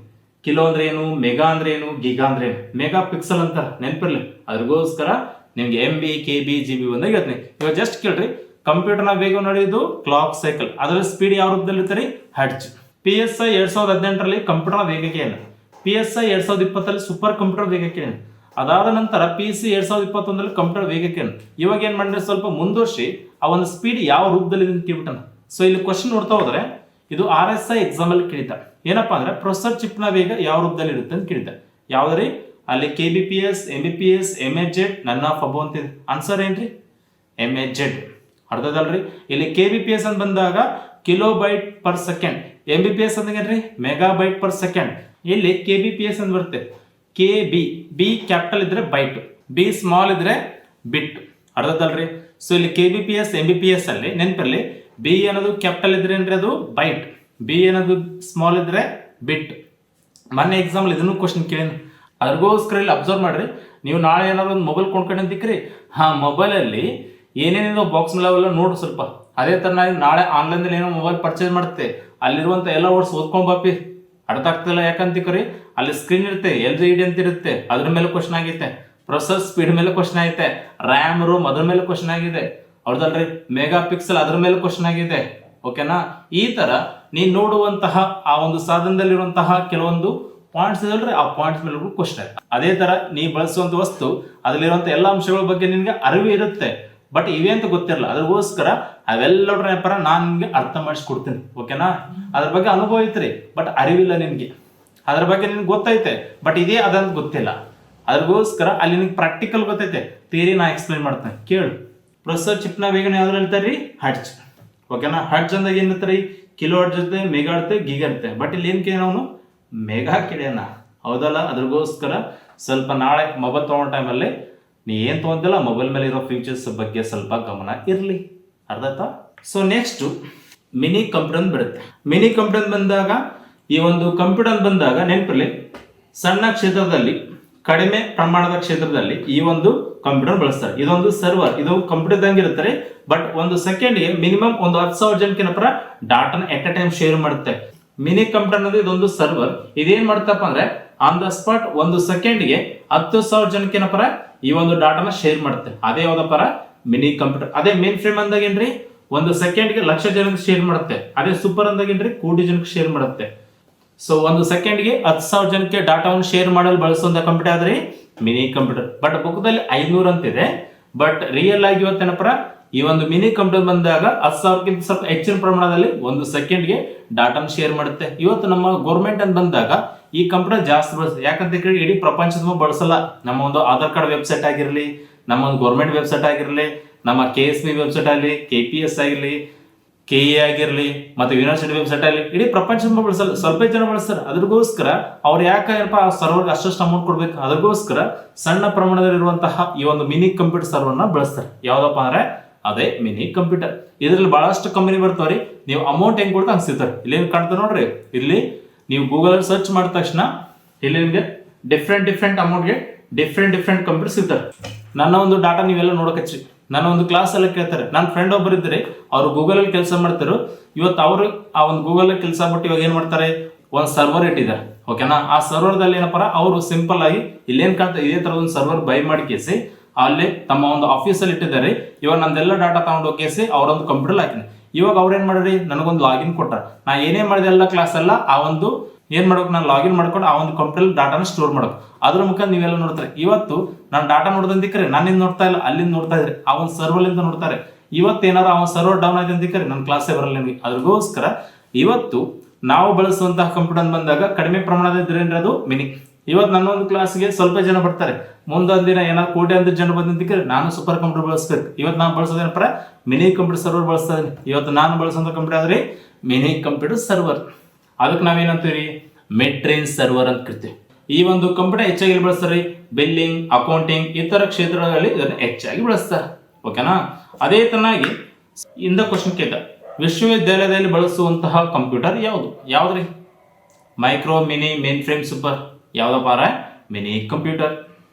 ಓನ್ಲಿ ಇದನ್ನ ಗೌರ್ಮೆಂಟ್ ಅಷ್ಟೇ ಬಳಸಲ್ಲ, ಇದನ್ನ ಅದ್ರ ಜೊತೆಗೆ ಯಾರು ಬಳಸಪ್ಪ, ಇಂಜಿನಿಯರ್ಸ್ ಬಳಸ್ತಾರೆ. ಇಂಜಿನಿಯರ್ಸ್ ಅಂತ ಬಂದಾಗ ನೆನಪಿಲ್ಲ, ಅವರು ಕೆಲವೊಂದು ಕಂಪ್ನಿ ಇರ್ತಾವ್ರಿ, ಅವ್ರಷ್ಟೇ ಲಾಗಿನ್ ಆಗುತ್ತಾರೆ ಏನಪ್ಪ ಈ ಒಂದು ಕಂಪ್ಯೂಟರ್ ಬಳಸ್ತಾರೆ. ಇವತ್ತು ನಾವು ಕೂಡ ಏನಪ್ಪ ನಿಮ್ಗೆಲ್ಲರಿಗೂ ಏನಪ್ಪ ಲಾಗಿನ್ ಐಡಿ ಕೊಟ್ಟಿವಿ. ಆ ಲಾಗಿನ್ ಮುಖಾಂತರ ನಮ್ಮ ಡಾಟಾ ಎಲ್ಲ ನೋಡ್ತಲ್ರಿ. ನಮ್ಮ ಕರ್ನಾಟಕ ರಾಜ್ಯದಲ್ಲಿ ಪಂಚಾಯತ್ ರಾಜ್ ಅಂತಿದ್ರಿ, ಅವ್ರ ಹತ್ರ ಒಂದು ಸರ್ವರ್ ಇದ್ರಿ. ಎಲ್ಲಾ ಪಿ ಡಿ ಒಗಳಿಗೆ ಏನಪ್ಪ ಒಂದು ಲಾಗಿನ್ ಐಡಿ ಕೊಟ್ಟಿರ್ತಾರ. ಆ ಒಂದು ಲಾಗಿನ್ ಐಡಿ ಮುಖಾಂತರ ಏನ್ ಮಾಡ್ತಾರೆ, ತಮ್ದೆಲ್ಲ ಡಾಟಾನ ಆ ಒಂದು ಪಂಚಾಯತ್ ರಾಜ್ ಇರುವಂತಹ ಸರ್ವರ್ದಲ್ಲಿ ಏನ್ ಮಾಡ್ತಾರೆ, ಡಂಪ್ ಮಾಡ್ತಾರೆ. ಸೊ ಅದ್ರಗೋಸ್ಕರ ಇವತ್ತು ಸರ್ಕಾರದಲ್ಲಿ ಮತ್ತು ಕಡಿಮೆ ಪ್ರಮಾಣದ ಕ್ಷೇತ್ರದಲ್ಲಿ ಬಳಸುವಂತಹ ಕಂಪ್ಯೂಟರ್ ಯಾವ್ದಪ್ಪ ಮಿನಿ ಕಂಪ್ಯೂಟರ್. ಸೊ ನೆಕ್ಸ್ಟ್ ಈ ಒಂದು ಕಂಪ್ಯೂಟರ್ ನ ವೇಗವನ್ನು ಯಾವ್ದು ಹೇಳ್ತಾರೆ ಪಿ, ಕ್ಲಾಕ್ ಸೈಕಲ್. ಯಾವ್ದು ಹೇಳ್ತಾರೆ, ಕ್ಲಾಕ್ ಸೈಕಲ್. ಈಗ ನಾವು ಮೇನ್ ಫ್ರೇಮ್ ಕಂಪ್ಯೂಟರ್ ನೋಡೋಣ. ಮಿನಿ ಅಂತ ಬಂದಾಗ ಏನ್ರಿ, ಒಂದು ಸೆಕೆಂಡ್ಗೆ 10,000 ಜನ ಎಟ್ ಎ ಟೈಮ್ ಲಾಗಿನ್ ಆಗ್ತಾರೆ. ಅದೇ ಮೇನ್ ಫ್ರೇಮ್ ಅಂತ ಬಂದಾಗ್ರಿ, ಇವತ್ತು ರಿಯಲ್ ಮಾರುಕಟ್ಟೆಯಲ್ಲಿ 1 ಲಕ್ಷಕ್ಕಿಂತ ಹೆಚ್ಚಿನ ಜನರು ಏನಪ್ಪ ಲಾಗಿನ್ ಆಗ್ಬೇಕಾರೆ ಅವ್ದು ಬಳಸುವಂತ ಕಂಪ್ಯೂಟರ್ ಯಾವ್ದ್ರಿ, ಮೇನ್ ಫ್ರೇಮ್ ಕಂಪ್ಯೂಟರ್. ಇದನ್ನು ಇವತ್ತು ಹೆಚ್ಚಾಗಿ ಬ್ಯಾಂಕಿಂಗ್ ಕ್ಷೇತ್ರದಲ್ಲಿ ಬಳಸ್ತಾರೆ. ಅದೇ ಗೌರ್ಮೆಂಟ್ ವೆಬ್ಸೈಟ್ ನ ಬಳಸೋರ ಸಂಖ್ಯೆ ಬಹಳ ಕಡಿಮೆ ಇರುತ್ತೆ. ಅದೇ ಬ್ಯಾಂಕ್ ಅಂತ ಬಂದಾಗ ಇಲ್ಲಿ ಹೆಚ್ಚಿನ ಪ್ರಮಾಣದಲ್ಲಿ ಜನರು ಇರ್ತಾರೆ. ಇವತ್ತು ಫೋನ್ ಪೇ, ಗೂಗಲ್ ಪೇ ಮತ್ತು UPI ಪೇಮೆಂಟ್ ಮಾಡಕ್ಕೆ ಏನಪ್ಪ ಬಹಳಷ್ಟು ಆಪ್ಸ್ ಬಳಸ್ರಿ. ಇಲ್ಲಿ ಡೈಲಿ ಒನ್ ಟೈಮ್ ಆದ್ರೆ ಯೂಸ್ ಮಾಡ್ತಾರೆ, ಕಂಟಿನ್ಯೂಸ್ ಆಗಿ ಯಾರು ಯೂಸ್ ಮಾಡಲ್ಲ, ಬಟ್ ಒನ್ ಟೈಮ್ ಯೂಸ್ ಮಾಡ್ತಾರೆ. ಬಟ್ ಅದು ಇವತ್ತು ರೂಪೇನ್ ಬರ್ತಾವ, ಇವೆಲ್ಲ ಕಡೆ ಏನಪ್ಪ ಬಳಸುವಂತಹ ಸರ್ವರ್ ಯಾವ್ದಪ್ಪ ಮೇನ್ ಫ್ರೇಮ್. ಇಡೀ ಪ್ರಪಂಚ ತುಂಬಾ ಬಳಸಲ್ರಿ. ನಾವು ಅಮೆರಿಕ ಡೈರೆಕ್ಟ್ ಆಗಿ ಪೇಮೆಂಟ್ ಮಾಡಲ್ಲ ಎಟ್ ಎ ಟೈಮ್. 1 ಕೋಟಿ ಜನ ಎಟ್ ಎ ಟೈಮ್ ಏನಪ್ಪ ಪೇಮೆಂಟ್ ಯಾರು ಮಾಡಲ್ಲ. ಇವತ್ತು ಫೋನ್ ಪೇ, ಗೂಗಲ್ ಪೇ ಅಂತ ಬಂದಾಗ ಇವರೆಲ್ಲ ಕಡಿಮೆ ಪ್ರಮಾಣದಲ್ಲಿ ಡೈಲಿ ಒನ್ ಟೈಮ್ ಆದ್ರೆ ಏನಪ್ಪ ಟ್ರಾನ್ಸಾಕ್ಷನ್ ಮಾಡ್ತಾರೆ. ಕಂಟಿನ್ಯೂಸ್ ಆಗಿ ಯಾರು ಮಾಡಲ್ಲ. ವಾಟ್ಸ್ಆಪ್, ಇನ್ಸ್ಟಾಗ್ರಾಮ್ ಅಂತಾರ ಕಂಟಿನ್ಯೂಸ್ ಆಗಿ ಕುಂತಿರಲ್ಲ ಯಾರು. ಅದಕ್ಕೋಸ್ಕರ ಇವತ್ತು ಬ್ಯಾಂಕಿಂಗ್ ಕ್ಷೇತ್ರ ಹೆಚ್ಚಾಗಿ ಬಳಸ್ತಾರೆ ಮೇನ್ ಫ್ರೇಮ್ ಕಂಪ್ಯೂಟರ್ ಬಳಸ್ತಾರೆ. ಇವತ್ತು ಕರ್ನಾಟಕ ಬ್ಯಾಂಕ್ ಇದೆ, SBI ಇದೆ, ಪಂಜಾಬ್ ನ್ಯಾಷನಲ್ ಬ್ಯಾಂಕ್ ಇದೆ. ಸೊ ಅದೇ ತರನಾಗಿ SBI ಅಂದಾಗ ಆಲ್ ಓವರ್ ಇಂಡಿಯಾ ಇದೆ. ಪಂಜಾಬ್ ಅಂತ ಬಂದಾಗ ಅದು ಸೆಕೆಂಡ್ ಸ್ಥಾನದಲ್ಲಿದೆ. ಅದೇ ಕರ್ನಾಟಕ ಅಂದಾಗ ಸುತ್ತಮುತ್ತ ಒಂದು 4-5 ರಾಜ್ಯಗಳಲ್ಲಿದೆ. ಬಟ್ ಕರ್ನಾಟಕ ಬ್ಯಾಂಕ್ ಇಡೀ ಇಂಡಿಯಾ ತುಂಬ ಇಲ್ಲ. ಅದಕ್ಕೋಸ್ಕರ ಇವತ್ತು ಇಲ್ಲಿ ಸರ್ವರ್ ಅಂತ ಬಂದಾಗ ಸ್ವಲ್ಪ ಹೆಚ್ಚು ಕಡಿಮೆ ಇರುತ್ತೆ. ಅಂತ ಟೈಮಲ್ಲಿ ಇವತ್ತು ಕರ್ನಾಟಕ ಬ್ಯಾಂಕು ಮತ್ತು SBI ಅಂತ ಬಂದಾಗ ಸರ್ವರ್ ಅಂತ ಬಂದಾಗ ಅಲ್ಲಿ ಮೇನ್ ಫ್ರೇಮ್ ಕಂಪ್ಯೂಟರ್ ಬಳಸ್ತಾರೆ. ಬಟ್ ಅದ್ರಲ್ಲಿ ಸ್ವಲ್ಪ ರೇಂಜ್ ಹೆಚ್ಚು ಕಡಿಮೆ ಇರುವಂತಹ ಸರ್ವರ್ ನ ಮೇಂಟೈನ್ ಮಾಡ್ತಾರೆ. ಅದಕ್ಕೋಸ್ಕರ ಇವತ್ತು ಬ್ಯಾಂಕಿಂಗ್ ಕ್ಷೇತ್ರದಲ್ಲಿ ಹೆಚ್ಚಾಗಿ ಬಳಸುವಂತ ಕಂಪ್ಯೂಟರ್ ಯಾವಪ್ಪ ಮೇನ್ ಫ್ರೇಮ್ ಕಂಪ್ಯೂಟರ್. ಈ ಒಂದು ಟೆಲಿಕಾಂ ಕ್ಷೇತ್ರದಲ್ಲಿ ಕೂಡ ಬಳಸ್ತಾರೆ. ಟೆಲಿಕಾಂ ಅಂದ್ರೆ ಏನ್ರಿ, ಕಸ್ಟಮರ್ ಕೇರ್. ಕಸ್ಟಮರ್ ಕೇರ್ ಬಂದಾಗ ಇವತ್ತು ಆಲ್ ಓವರ್ ಇಂಡಿಯಾ ತುಂಬಾ ಏನಪ್ಪ ಈ ಒಂದು ಬ್ಯಾಂಕಿಂಗ್ ಸಿಸ್ಟಮ್ ತರನೇ ಈ ಒಂದು ಕಸ್ಟಮರ್ ಕೇರ್ ಇದೆ. ಅಲ್ಲಿ ಕೂಡ ಹೆಚ್ಚಿನ ಪ್ರಮಾಣದಲ್ಲಿ ಬಳಸೋದು ಯಾವಪ್ಪ ಈ ಒಂದು ಮೇನ್ ಫ್ರೇಮ್ ಕಂಪ್ಯೂಟರ್ ಬಳಸ್ತಾರೆ. ಸೊ ಅದೇ ತರನಾಗಿ ಪ್ರಪಂಚದ ಮೊಟ್ಟ ಮೊದಲ ಒಂದು ಮೇನ್ ಫ್ರೇಮ್ ಕಂಪ್ಯೂಟರ್ ಬಂದಾಗ ಯಾವ್ದ್ರಿ, ಆರ್ರೈಡ್ ಮಾರ್ಕ್ 1 ಅಂತ ಬರುತ್ತೆ. ಇದು ಪ್ರಪಂಚದ ಮೊಟ್ಟ ಮೊದಲ ಏನಪ್ಪ ಮೇನ್ ಫ್ರೇಮ್ ಕಂಪ್ಯೂಟರ್ ಆಗಿದೆ. ಅದಾದ ನಂತರ ಬಂದಂತ ಕಂಪ್ಯೂಟರ್ ಅಂದಾಗ IBM S390 ಮತ್ತು deck wax 8800, UNI VAIC 3110, IBM 370 ಈ ತರ ಮುಂತಾದ ಕಂಪ್ಯೂಟರ್ಗಳು ಬರ್ತವೆ. ಅದೇ ತರ ಈ ಒಂದು ಕಂಪ್ಯೂಟರ್ ನ ವೇಗ ಯಾವ್ದು ಹೇಳ್ತಾರಪ್ಪ MIPS ಅಂದಾಗ ಮಿಲಿಯನ್ ಇನ್ಸ್ಟ್ರಕ್ಷನ್ ಪರ್ ಸೆಕೆಂಡ್ ಅಂತ ಕರೀತಾರೆ. ಸೊ ಎಕ್ಸಾಂಪಲ್ ಕ್ವಶನ್ ಕೇಳ್ದ, ATM ಯಾವ ಕಂಪ್ಯೂಟರ್ಗೆ ಉದಾಹರಣೆ ಆಗಿದೆ ಅಂತ ಕೇಳ್ದ. ಸೊ ATM ಯಾವ ಕಂಪ್ಯೂಟರ್ ಉದಾಹರಣೆ, micro, mini, mainframe, super. ಯಾವ್ದ್ರಿ, mainframe computer. Next super computer ಅಂತ ಬರುತ್ತೆ. ಒಂದು ಸೆಕೆಂಡ್ಗೆ ಕೋಟ್ಯಾಂತರ ಜನ ಏನಪ್ಪ ಎಟ್ ಅ ಟೈಮ್ ಲಾಗಿನ್ ಆಗ್ಬೇಕಾರೆ ಅಲ್ಲಿ ಬಳಸುವಂತಹ ಕಂಪ್ಯೂಟರ್ ಯಾವ್ದಪ್ಪ ಸೂಪರ್ ಕಂಪ್ಯೂಟರ್ ಅಂತಿದೆ. ಇವತ್ತು ಸೂಪರ್ ಕಂಪ್ಯೂಟರ್ ಅಂತ ಬಂದಾಗ ನೆನಪಿಲ್ಲ, ಎಕ್ಸಾಂಪಲ್ ಮೊನ್ನೆ ಕೇಳಿದೆ, ಕಂಪ್ಯೂಟರ್ ಅತ್ಯಂತ ವೇಗವಾದ ಕಂಪ್ಯೂಟರ್ ಯಾವ್ದ್ರಿ, ಸೂಪರ್ ಕಂಪ್ಯೂಟರ್. ಓಕೆನಾ. ಸೊ ಒಂದ್ ಅರ್ಥ ಮಾಡ್ಕೊಡ್ರಿ, ಈ ಒಂದು ಸೂಪರ್ ಕಂಪ್ಯೂಟರ್ನ ಸರ್ವರ್ದಲ್ಲಿ ಬಳಸ್ತಾರೆ. ಅದೇ ತರನಾಗಿ ಇವತ್ತು ಇದನ್ನ ರಿಸರ್ಚ್ ಮಾಡಕ್ಕೂ ಬಳಸ್ತಾರೆ. ಒಂದ್ ತಿಳ್ಕೊರಿ, ಈ ಒಂದು ಸೂಪರ್ ಕಂಪ್ಯೂಟರ್ ಬಂದಾಗ ಇವತ್ತು DNA ಟೆಸ್ಟ್ ಮಾಡಕ ಕೆಲವೊಂದು ಎಕ್ವಿಪ್ಮೆಂಟ್ಸ್ ಬೇಕು. ಅದೇ ತರನಾಗಿ ಟೆಸ್ಟ್ ಟ್ಯೂಬ್ ಏನ್ ಮಾಡಕ್ ಒಂದಿಷ್ಟು ಎಕ್ವಿಪ್ಮೆಂಟ್ಸ್ ಬೇಕು. ಅವೆಲ್ಲ ಎಕ್ವಿಪ್ಮೆಂಟ್ಸ್ ಮತ್ತೆ ಅದ್ರ ತಕ್ಕಂತ ಸಾಫ್ಟ್ವೇರ್ ಸಪೋರ್ಟ್ ಮಾಡೋದು ಓನ್ಲಿ ಸೂಪರ್ ಕಂಪ್ಯೂಟರ್. ಇವಾಗ ಸೂಪರ್ ಕಂಪ್ಯೂಟರ್ ಅಂದಾಗ ಹಾಲಿನ ಒನ್ ಅಂತ ಹೇಳ್ಬೋದು. ಇದನ್ನ ಸರ್ವರ್ಗೂ ಬಳಸ್ತಾರೆ, ಅದೇ ತರನಾಗಿ ರಿಸರ್ಚ್ ಮಾಡಕ್ಕೂ ಬಳಸ್ತಾರೆ. ಇವತ್ತು ನಮ್ಮ ಒಂದು ಇಂಡಿಯಾದಲ್ಲಿ ಇದನ್ನ ಗೌರ್ಮೆಂಟ್ ಬಳಸುತ್ತೆ, ಪ್ರೈವೇಟ್ ವ್ಯಕ್ತಿಗಳು ಬಳಸ್ತಾರೆ. ಬಟ್ ಸಾಫ್ಟ್ವೇರ್ ಮಾತ್ರ ಡಿಫ್ರೆಂಟ್ ಆಗಿರುತ್ತೆ. ಸೊ ಇವತ್ತು ಗೌರ್ಮೆಂಟ್ ಬಳಸೋ ಟೈಮಲ್ಲಿ ಅಲ್ಲಿ ಬಳಸೋದು ಏನಪ್ಪ ಯುನಿಕ್ಸ್ ಅಂತ ಬಳಸಿದ್ರಿ. ಅದೇ ತರ ನೀವು ಬಳಸಬೇಕಂದಾಗ ನೀವು ಬಳಸೋ ಸಾಫ್ಟ್ವೇರ್ ಅದೇ ಲಿನಿಕ್ಸ್ ಅಂತ ಬರುತ್ತೆ. ಸೊ ಒಂದ್ ಅರ್ಥ ಮಾಡ್ಕೊಡ್ರಿ, ಇವತ್ತು ಈ ಒಂದು ಸೂಪರ್ ಕಂಪ್ಯೂಟರ್ ಪರ ಎರಡು ರೀತಿಯಲ್ಲಿ ಬಳಸ್ತಾರೆ. ಒಂದು ಗೌರ್ಮೆಂಟ್ ಬಳಸುತ್ತೆ, ಒಂದು ಪ್ರೈವೇಟ್ ವ್ಯಕ್ತಿಗಳು ಬಳಸ್ತಾರೆ. ಈ ಒಂದು ಸೂಪರ್ ಕಂಪ್ಯೂಟರ್ ಬಂದಾಗ ಇದನ್ನ ರಿಸರ್ಚ್ ಮಾಡಕ್ ಬಳಸ್ತಾರೆ. ಅಂತ ಟೈಮಲ್ಲಿ ಇದನ್ನ ಗೌರ್ಮೆಂಟ್ ಬಳಸುತ್ತೆ ಮತ್ತು ಪ್ರೈವೇಟ್ ವ್ಯಕ್ತಿಗಳು ಬಳಸ್ತಾರೆ. ಇವಾಗ ನನ್ನ ಒಂದು ವೆಬ್ಸೈಟ್ ಇದೆ, ನಾನು ಇವಾಗ ಸದ್ಯ ಏನ್ ಬಳಸ್ತೇನೆ, ಮಿನಿ ಕಂಪ್ಯೂಟರ್ ಬಳಸ್ತೇನೆ. ಯಾಕಂತಿಕರಿ ನನ್ನ ಒಂದು ವೆಬ್ಸೈಟ್ ಇಡೀ ಪ್ರಪಂಚ ತುಂಬಾ ಬಳಸಲ್ಲ. ಸೊ ಬಳಸೋದೇನಪ್ಪ, ಸೊ ಲಿಮಿಟೆಡ್ ಪೀಪಲ್ಸ್ ಬಳಸ್ತಾರೆ. ಅದಕ್ಕೋಸ್ಕರ ಯಾರು ಈ ಒಂದು ಕರ್ನಾಟಕದಲ್ಲಿ ನಡೆಯುವಂತಹ ಈ ಒಂದು ಗೌರ್ಮೆಂಟ್ ಎಕ್ಸಾಮ್ ದಲ್ರಿ ಆ ಎಕ್ಸಾಮ್ ಬಂದವರಷ್ಟೇ ಏನಪ್ಪ ಎಕ್ಸಾಮ್ ಕಂಡಕ್ಟ್ ಮಾಡ್ತಾರೆ. ಅದಕ್ಕೋಸ್ಕರ ನಾ ಏನ್ ಮಾಡ್ತೀನಿ, ಮಿನಿ ಕಂಪ್ಯೂಟರ್ ಬಳಸ್ತೇನೆ. ಒಂದ್ ವೇಳೆ ನಾಳೆ ನಾ UPS ಮಾಡ್ಬೇಕು ಅನ್ಕಡೆ, ಇವಾಗ ಸದ್ಯ ನಾ KPS ಗೋಸ್ಕರ ಏನ್ ಬಳಸ್ತೇನೆ, ಮಿನಿ ಕಂಪ್ಯೂಟರ್ ಬಳಸ್ತೇನೆ. ನಾಳೆ ನಾ UPS ಮಾಡ್ಬೇಕಂದ್ರೆ ನಾ ಮೇನ್ ಫ್ರೇಮ್ ಬಳಸ್ತೇನೆ. ಅದೇ ಇಡೀ ಪ್ರಪಂಚ ತುಂಬ ನಾನು ಒಂದು ಆಪ್ ನ ಬಳಸ್ಬೇಕಂದ್ರೆ ಅವಾಗ ನಾ ಏನ್ ಬಳಸ್ಬೇಕ್ರೆ, ಸೂಪರ್ ಕಂಪ್ಯೂಟರ್ ಬಳಸ್ತೇನೆ. ಇವತ್ತು ಈ ಒಂದು ಮಿನಿ ಮೇನ್ ಫ್ರೇಮ್ ಸೂಪರ್ ಬಂದಾಗ ನಿಮ್ಮ ಹತ್ರ ಒಂದು ಆಪ್ ಅಥವಾ ವೆಬ್ಸೈಟ್ ಇದ್ದಾಗ ಒಂದು ಸೆಕೆಂಡ್ಗೆ 10,000 ಜನ ಬಂದು ಲಾಗಿನ್ ಆಗ್ಬೇಕಾರ ಮಿನಿ, ಅದೇ ಲಕ್ಷ ಜನ ಬರ್ಬೇಕಾರ ಮೇನ್ ಫ್ರೇಮ್, ಅದೇ ಕೋಟ್ಯಾಂತರ ಜನರು ಬರ್ಬೇಕಾದ್ರೆ ಏನ್ ಬಳಸ್ಬೇಕ್ರಿ, ಸೂಪರ್ ಕಂಪ್ಯೂಟರ್ ಬಳಸ್ಬೇಕು. ಹಳದಲ್ರಿ.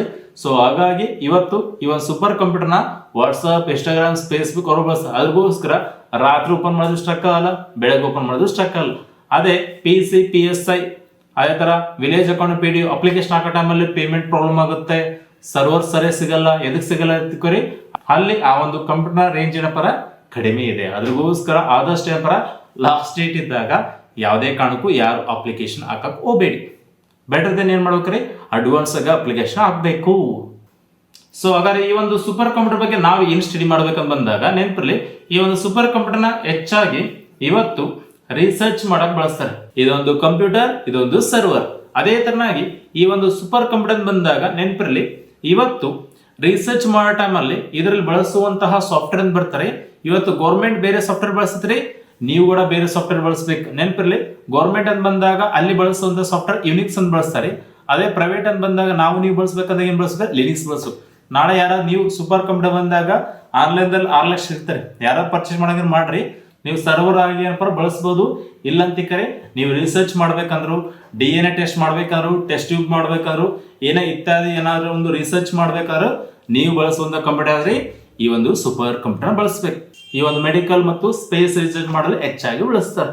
ಕ್ಲಿಯರಾ? ಬಟ್ ಎಕ್ಸಾಮ್ ಅಲ್ಲಿ ಕ್ವಶನ್ ಕೇಳಿದ್ರೆ ಸಂಶೋಧನೆ ಮಾಡಲು ಬಳಸುವಂತ ಕಂಪ್ಯೂಟರ್ ಆದ್ರೆ ಸೂಪರ್ ಕಂಪ್ಯೂಟರ್. ಅದೇ ತರನಾಗಿ ಈ ಒಂದು ಸೂಪರ್ ಕಂಪ್ಯೂಟರ್ನ ಹೆಚ್ಚಾಗಿ ಹವಾಮಾನದ ಕುರಿತು ಅಧ್ಯಯನ ಮಾಡಲು ಹೆಚ್ಚಾಗಿ ಬಳಸ್ತಾರೆ. ಸೊ ಇವತ್ತು ವೆದರ್ ಕಂಡೀಷನ್ ಚೆಕ್ ಮಾಡಬೇಕಾದ್ರೆ ಬಳಸುವಂತಹ ಕಂಪ್ಯೂಟರ್ ಯಾವ್ದಪ್ಪ, ಸೂಪರ್ ಕಂಪ್ಯೂಟರ್. ಅದೇ ತರನಾಗಿ ಈ ಒಂದು ಸೂಪರ್ ಕಂಪ್ಯೂಟರ್ ಸ್ಪೀಡ್ ಯಾವ್ದ್ರಲ್ಲಿ ಹೇಳ್ತೀರ ಬಂದಾಗ ಫ್ಲಾಪ್ಸ್ ಅಂದಾಗ floating point operation per second. ಇದನ್ನು PSI 2020 ಅದಕ್ಕಿಂತ ಮುಂಚೆ group C, PC, PSI, FD, ST ಎಲ್ಲ ಎಕ್ಸಾಮ್ ಅಲ್ಲಿ ಕೇಳಿದ್ರು. ಅದೇ ತರನಾಗಿ ಈ ಒಂದು ಸೂಪರ್ ಕಂಪ್ಯೂಟರ್ ಕುರಿತು ಸ್ವಲ್ಪ GK ನೋಡೋಣ. ಸೊ ಇದರಲ್ಲಿ ಪ್ರಪಂಚದ ಮೊಟ್ಟ ಮೊದಲ ಸೂಪರ್ ಕಂಪ್ಯೂಟರ್ ಯಾವ್ದಂತ ಕೇಳಿನ ಎಕ್ಸಾಮ್ ಅಲ್ಲಿ, ಯಾವ್ದ್ರಿ, CDC 6600. ಯಾವಾಗಪ್ಪ ಅಂದ್ರೆ 1964 ಸೆಪ್ಟೆಂಬರ್ ಮಂತ್ ಅಲ್ಲಿ ಈ ಒಂದು ಸೂಪರ್ ಕಂಪ್ಯೂಟರ್ ಇಡೀ ಪ್ರಪಂಚಕ್ಕೆ ಪರಿಚಯ ಮಾಡ್ತಾರ. CDC ಅನ್ನೋ ಒಂದು ಸಂಸ್ಥೆ, ಈ ಒಂದು ಸಂಸ್ಥೆ ಎಲ್ಲಿದ್ರಿ, ಅಮೆರಿಕದಲ್ಲಿದೆ. CDC full form control data corporation ಅಂತ ಅರ್ಥ. ಈ ಒಂದು CDC ಸಂಸ್ಥೆ ಎಲ್ಲಿ ಕಂಡು ಬರುತ್ತೆ ಅಂತಿಕೋರಿ, ಇದು US ದಲ್ಲಿ ಕಂಡು ಬರುತ್ತೆ. ಸೊ ಈ ಒಂದು ಸಂಸ್ಥೆ ಯಾವಾಗ ಆರಂಭ ಆಯ್ತು ಅಂತಿಕರಿ, 1957 ಆರಂಭ ಆಯ್ತು. ಯಾವ್ದಪ್ಪ ಈ ಒಂದು CDC ಸಂಸ್ಥೆ. ಈ ಒಂದು CDC ಸಂಸ್ಥೆ ಯಾರು ಸ್ಥಾಪನೆ ಮಾಡಿದಪ್ಪ, ಸೆರೆಡಿಯನ್ ಇವರು ಸ್ಥಾಪನೆ ಮಾಡ್ತಾರೆ. ಹಾಗಾದ್ರೆ ಈ ಒಂದು ಸೂಪರ್ ಕಂಪ್ಯೂಟರ್ನ ತಯಾರು ಮಾಡಲಿ ಪ್ರಮುಖ ಪಾತ್ರವನ್ನು ಯಾರು ವಹಿಸ್ತಾರೆ ಅಂತ ಸೈಮೋರ್ ಕ್ರೈ. ಇವರು ಅಮೆರಿಕ ದೇಶದ ಒಬ್ಬ ವಿಜ್ಞಾನಿ. ಅವರೇ ಯಾರಪ್ಪ, ಸೈಮೋರ್ ಕ್ರೈ. ಇವರೇ ಪ್ರಪಂಚದ ಸೂಪರ್ ಕಂಪ್ಯೂಟರ್ನ ಪಿತಾಮಹ. ಅದಾದ ಬಳಿಕ ಈ ಒಂದು ಸೂಪರ್ ಕಂಪ್ಯೂಟರ್ CDC 6600 ಆದ ಬಳಿಕ ನಂತರ ಈ ಒಂದು ಸೈಮೋರ್ ಕ್ರೈ ಇವರು ಮತ್ತೊಂದು ಕಂಪ್ಯೂಟರ್ ಕಂಡಿಡ್ತಾರೆ, ಅದೇ ಕ್ರೈ-1 ಕಂಪ್ಯೂಟರ್ ಅಂತ. ಕ್ರೈ-1 ಅಂತ ಬಂದಾಗ ಪ್ರಪಂಚದ 2ನೇ ಸೂಪರ್ ಕಂಪ್ಯೂಟರ್ ಯಾವಪ್ಪ, ಕ್ರೈ-1 ಅಂತ. ಈ ಒಂದು ಸೂಪರ್ ಕಂಪ್ಯೂಟರ್ ಅಮೆರಿಕ ದೇಶವು ಏನಪ್ಪ ಅಭಿವೃದ್ಧಿ ಪಡಿಸೈತ್ರಿ. ಅಂತ ಟೈಮಲ್ಲಿ ಈ ಒಂದು ಸೂಪರ್ ಕಂಪ್ಯೂಟರ್ನ ನಮ್ಮ ದೇಶಕ್ಕೆ ಕೊಡ್ತು ಅಂತ ಏನಪ್ಪ ಅಮೆರಿಕ ದೇಶ ಭರವಸೆ ಕೊಟ್ಟಿತ್ತು. ಬಟ್ ಕೆಲವೊಂದು ಕಾರಣಗಳಿಂದ ಈ ಒಂದು ಅಮೆರಿಕ ದೇಶ ನಮಗೆ ಕೊಡ್ತು ಅಂತ ಹೇಳಿಕೆ ಕೊಡ್ಲಾರ್ದನೆ ಏನ್ ಮಾಡ್ತಾರೆ, ಪಾಕಿಸ್ತಾನ ಕೊಡ್ತಾರೆ. ಆ ನಂತರ ಶ್ರೀಮತಿ ಇಂದಿರಾ ಗಾಂಧಿ ಅವರು ವಿಜಯ್ ಪಾಂಡುರಂಗ ಭಟ್ಕರ್ ಇವರ ಒಂದು ಅಧ್ಯಕ್ಷತೆಯಲ್ಲಿ ಒಂದು ಟೀಮ್ ನ ನೇಮಕಾತಿ ಮಾಡ್ತಾರೆ. ಆ ನಂತರ 1880ರಲ್ಲಿ ಭಾರತದ ಮೊಟ್ಟ ಮೊದಲ ಸೂಪರ್ ಕಂಪ್ಯೂಟರ್ ಆದಂತಹ ಪರಂ 8000 ಈ ಒಂದು ಸೂಪರ್ ಕಂಪ್ಯೂಟರ್ ಅಭಿವೃದ್ಧಿ ಆಗುತ್ತಾ. ಅಂತ ಟೈಮಲ್ಲಿ ಈ ಒಂದು ಅಮೆರಿಕ ಗೊತ್ತಾಗುತ್ತಾ, ಸೊ ಇಂಡಿಯಾ ಕೂಡ ಈಗ ಒಂದು ಸೂಪರ್ ಕಂಪ್ಯೂಟರ್ ನ ಹೊಂದಿದೆ ಅಂತ ಗೊತ್ತಾಗುತ್ತೆ. ಅಂತ ಟೈಮಲ್ಲಿ ಈ ಒಂದು ಸೂಪರ್ ಕಂಪ್ಯೂಟರ್ ಉತ್ತಮ ರೀತಿಯಲ್ಲಿ ಪ್ರಗತಿಯನ್ನು ಸಾಧಿಸಿದರೆ ಸೊ ಅಮೆರಿಕದ ಆಟ ಇನ್ನು ಮುಂದೆ ನಡೆಯಲ್ಲ, ಇಡೀ ಪ್ರಪಂಚಕ್ಕೆ ನಾನೊಬ್ಬನೇ ಬಾಸ್ ಆಗಿರ್ಬೇಕಂತ ಹೇಳ್ತಾರೆ. ಅಂತ ಟೈಮಲ್ಲಿ ಈ ಒಂದು ಅಮೆರಿಕ ಏನ್ ಮಾಡ್ತಾರೆ, ಅವ್ರ ಹತ್ರ ಇರುವಂತ ಒಂದು CIA ಒಂದು ಏಜೆನ್ಸಿ ಇರುತ್ತೆ, ಹೇಗಾದ್ರೂ ಮಾಡಿ ಇಂಡಿಯಾ ಯಾವುದೇ ರೀತಿಯಲ್ಲಿ ಡೆವಲಪ್ ಆಗಬಾರ್ದು ಮತ್ತು ಅವರಲ್ಲಿರುವಂತಹ ಒಂದು ಸೂಪರ್ ಕಂಪ್ಯೂಟರ್ ಅಭಿವೃದ್ಧಿ ಆಗಬಾರ್ದು ಅಂತ ತಿಳ್ಕೊಂಡು ಏನ್ ಮಾಡಿದ್ರು, ಒಂದು ಪ್ಲಾನ್ ಮಾಡುತ್ತೆ. ಸೊ ಆ ಪ್ಲಾನ್ ಪ್ರಕಾರ ಏನಪ್ಪ, ಶ್ರೀಮತಿ ಇಂದಿರಾ ಗಾಂಧಿ ಅವ್ರನ್ನ ಹತ್ಯೆ ಮಾಡಲಾಗುತ್ತೆ. ಆ ನಂತರ ರಾಜೀವ್ ಗಾಂಧಿ ಅವರು ಪ್ರಧಾನಮಂತ್ರಿ ಆಗ್ತಾರೆ. ಆ ಒಂದು ಸಂದರ್ಭದಲ್ಲಿ ಈ ಒಂದು ಸೂಪರ್ ಕಂಪ್ಯೂಟರ್ ಇನ್ನ ಹೆಚ್ಚಿನ ರೀತಿಯಲ್ಲಿ ಪ್ರಗತಿಯನ್ನು ಸಾಧಿಸಲಿ ಅಂತ ಅವರು ಪ್ರೋತ್ಸಾಹ ನೀಡ್ತಾರ. ಸೊ ಅಂತ ಟೈಮಲ್ಲಿ ಈ ಒಂದು ಅಮೆರಿಕ ಏನ್ ಮಾಡ್ತಾರೆ, ಇವ್ರನ್ನು ಕೂಡ ಏನಪ್ಪಾರ ಹತ್ಯೆ ಮಾಡಲಾಗುತ್ತೆ. ಇವತ್ತು ಏನಪ್ಪಾರ ಶ್ರೀಮತಿ ಇಂದಿರಾ ಗಾಂಧಿ ಮತ್ತು ಏನಪ್ಪಾರ ರಾಜೀವ್ ಗಾಂಧಿ ಹತ್ಯೆ ಆಗ್ತಾರ. ಅದಕ್ಕೆ ಮೂಲ ಕಾರಣ ಏನಪ್ಪಾರ, ಈ ಒಂದು ಸೂಪರ್ ಕಂಪ್ಯೂಟರ್ ಅಂತ ಹೇಳ್ಬೋದು. ಯಾಕಂದ್ರೆ ಈ ಒಂದು ಸೂಪರ್ ಕಂಪ್ಯೂಟರ್ ಬಂದಾಗ ಇಡೀ ದೇಶದ ಭವಿಷ್ಯತ್ ಅಂತ ಹೇಳ್ತಾರೆ. ಯಾಕಂದ್ರೆ ಈ ಸೂಪರ್ ಕಂಪ್ಯೂಟರ್ ಬಂದಾಗ ಒಂದು ದೇಶ ಏನಾದ್ರು ಮುಂದುವರಿಬೇಕಂತ ಅಲ್ಲಿ ಅತಿ ಪ್ರಮುಖವಾಗಿ ಪಾತ್ರವನ್ನು ವಹಿಸಿದಪ್ಪ ಸೂಪರ್ ಕಂಪ್ಯೂಟರ್. ಸೂಪರ್ ಕಂಪ್ಯೂಟರ್ ಬಂದಾಗ ದೇಶದ ಒಂದು ಟೆಕ್ನಾಲಜಿ, ದೇಶದ ಒಂದು ಪ್ರಗತಿ ಈ ಒಂದು ಸೂಪರ್ ಕಂಪ್ಯೂಟರ್ನ ಪಾತ್ರ ಬಹು ಮುಖ್ಯವಾಗಿರುತ್ತೆ. ಅಂತ ಟೈಮಲ್ಲಿ ಈ ಒಂದು ಸೂಪರ್ ಕಂಪ್ಯೂಟರ್ ಯಾವುದೇ ಕಾರಣಕ್ಕೂ ಅಭಿವೃದ್ಧಿ ಆಗಬಾರ್ದು ತಿಳ್ಕೊಂಡು ನಮ್ಮ ದೇಶಕ್ಕೆ ಈ ಒಂದು ಅಮೆರಿಕ ಸರ್ಕಾರವು ಮಾಡಿದಂತ ಒಂದು ದ್ರೋಹ ಅಂತ ಹೇಳ್ಬೋದು. ಈ ಒಂದು ರೀತಿಯಲ್ಲಿ ನಮ್ಮ ದೇಶದ ಮೊಟ್ಟ ಮೊದಲ ಸೂಪರ್ ಕಂಪ್ಯೂಟರ್ ಅಂತಹ ಪರಂ 8000 ಅಭಿವೃದ್ಧಿ ಪಡಿಸಲಾಯಿತು. ಇದನ್ನು ಅಭಿವೃದ್ಧಿ ಪಡಿಸಿದವರು ಯಾರಪ್ಪ, ವಿಜಯ್ ಪಾಂಡುರಂಗ ಭಟ್ಕರ್. ಇವರನ್ನ ನಾವೇನು ಕರಿತೀವಿ, ಭಾರತದ ಸೂಪರ್ ಕಂಪ್ಯೂಟರ್ ಪಿತಾಮಹ ಅಂತ ಕರಿತೀವಿ. ಇವರಿಗೆ ಪದ್ಮಭೂಷಣ, ಪದ್ಮವಿಭೂಷಣ ಎಂಬ ಅವಾರ್ಡ್ಗಳನ್ನು ನೀಡಿ ಗೌರವಿಸಲಾಯಿತು. ಅದೇ ತನ್ನಾಗಿ ವಿಜಯ್ ಪಾಂಡುರಂಗ ಭಟ್ಕರ್ ಇವರು ನಳಂದ ಯೂನಿವರ್ಸಿಟಿಯ ಚಾನ್ಸಲರ್ ಆಗಿ ಕಾರ್ಯನಿರ್ವಹಿಸುತ್ತಿದ್ದಾರೆ. ಇದು ಪ್ರಪಂಚ ಮತ್ತು ಭಾರತದ ಸೂಪರ್ ಕಂಪ್ಯೂಟರ್ನ ಇತಿಹಾಸ ಅಂತ ಹೇಳ್ಬೋದು. ಪ್ರಸ್ತುತ ಕರೆಂಟ್ ಅಫೇರ್ಸ್ ನೋಡ್ತಾ ಹೋದ್ರೆ, ಭಾರತ ದೇಶದ ಅತ್ಯಂತ ವೇಗವಾದ ಸೂಪರ್ ಕಂಪ್ಯೂಟರ್ ಯಾವ್ದಪ್ಪ, ಪರಂ ಐರಾವತ. ಇದು ಭಾರತದ ಅತ್ಯಂತ ವೇಗದ ಸೂಪರ್ ಕಂಪ್ಯೂಟರ್ ಆಗಿದೆ. ಇದನ್ನು ಅಭಿವೃದ್ಧಿಪಡಿಸಿದವರು ಯಾರಪ್ಪ ಅಂದ್ರೆ CDAC. ಸೊ ಇವರು ಭಾರತ ಮೊಟ್ಟ ಮೊದಲ ಸೂಪರ್ ಕಂಪ್ಯೂಟರ್ ಅಂತಹ ಪರಂ 8000 ಇವರೇ ಅಭಿವೃದ್ಧಿಪಡಿಸ್ತಾರೆ. ಅದೇ ತನ್ನಾಗಿ ಪ್ರಸ್ತುತ ಭಾರತ ವೇಗದ ಸೂಪರ್ ಕಂಪ್ಯೂಟರ್ ಆಗಿರುವಂತಹ ಪರಂ ಐರಾವತವನ್ನು ಕೂಡ ಇವರೇ ಅಭಿವೃದ್ಧಿಪಡಿಸ್ತಾರೆ. ಅದೇ ತನ್ನಾಗಿ ಎರಡನೇ ಸ್ಥಾನದಲ್ಲಿರೋದು ಪರಂ ಅನಂತ ಅಂತ.